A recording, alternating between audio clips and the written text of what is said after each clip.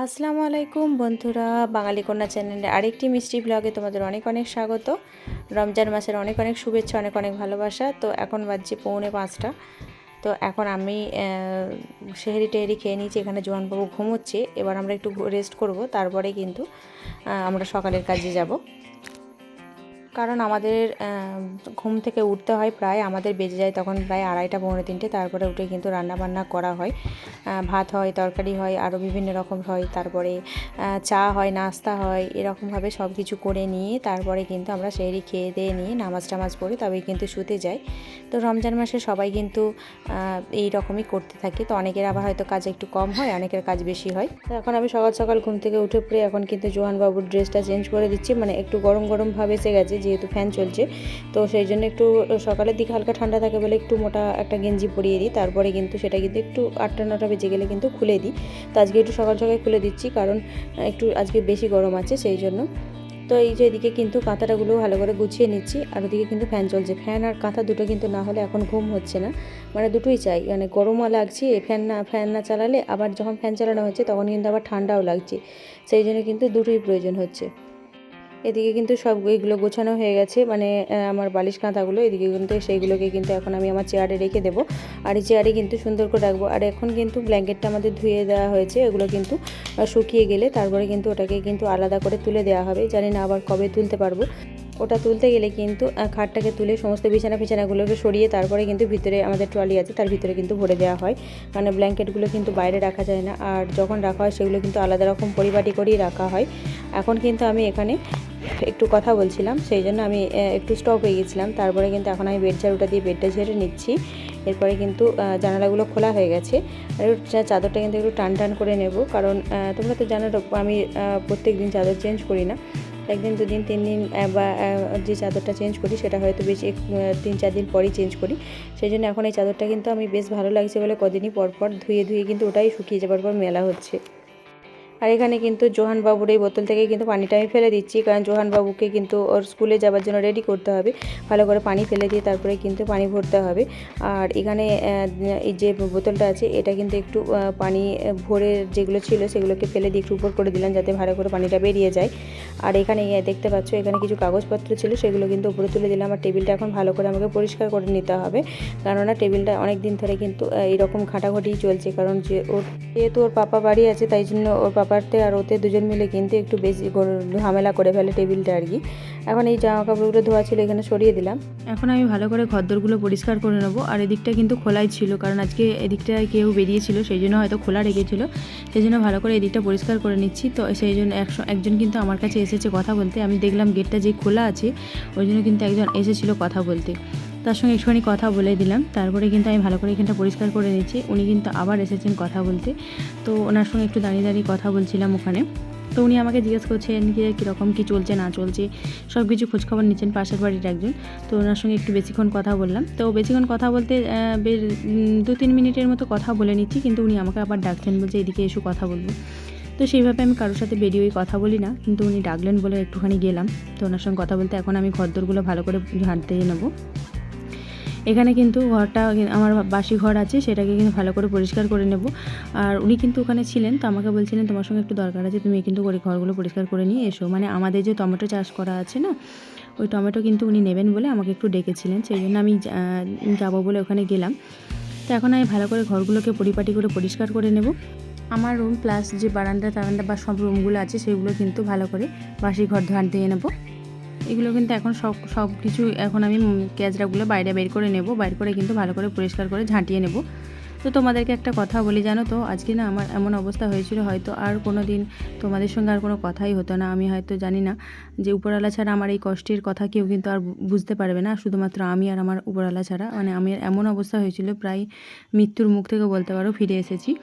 তো সেই কষ্টটা শুধুমাত্র আমরা মানে উনি উপরওয়ালা আর আমি ছাড়া, আর আমার হাজব্যান্ড হয়তো একটু বুঝতে পেরেছে, কারণ উনি আমার সঙ্গে ছিলেন।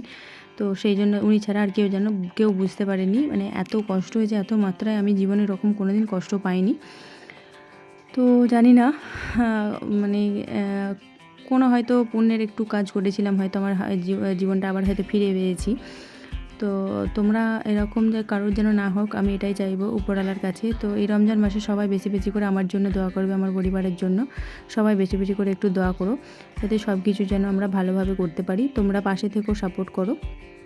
এখন আমি ঘরদোর ভালো করে পরিষ্কার করে চলে এলাম রান্নাঘরে, যেহেতু ভোরের দিকে সব কিছু করেছি। আর তারপরে কিন্তু ভোরের দিকে করার পর কিন্তু গ্যাসটা আর মোছা হয়নি।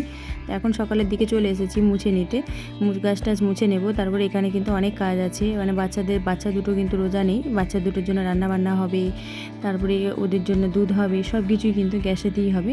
তো আমরা কিন্তু সবাই রোজা আছি, মানে বাড়িতে যেসব মেম্বারগুলো আছে আমরা সকলেই কিন্তু রোজা রেখে আছি। তো রোজা রেখেই তোমাদের কাছে তোমাদের সঙ্গে আমি কথা বলছি। তো তোমরা আমাকে বেশি বেশি করে ভালোবাসো, বেশি বেশি করে সাপোর্ট করো, পাশে থাকো। তোমাদের পাশে থাকা ভালোবাসা ছাড়া কোনো কিছুই হবে না, আর তোমাদের দোয়া অবশ্যই লাগবে। তো এখানে আমি ভালো করে গ্যাসটাকে পরিষ্কার করে মুছে নিচ্ছি। গ্যাস যতক্ষণ না মোছা হয় ততক্ষণ কিন্তু আমি অন্য কোনো কাজ করতে পারবো না। এখানে কিন্তু আমার গ্যাসটা পুরোপুরি মোছা হয়ে গেছে, আর আমি এখন চলে এসেছি এখানে বাসনকোসন ধুতে। তো বাসনকোসনগুলো কত জড়ো হয়েছে দেখতে পাচ্ছ, সেই ভোরের খাওয়া থেকে জড়ো আছে। তো ভোরের খাওয়া রান্না বান্না সব কিছু থেকে, সেইগুলো থেকে কিন্তু আমি এখন ধোয়াধুয়ি করে নেব।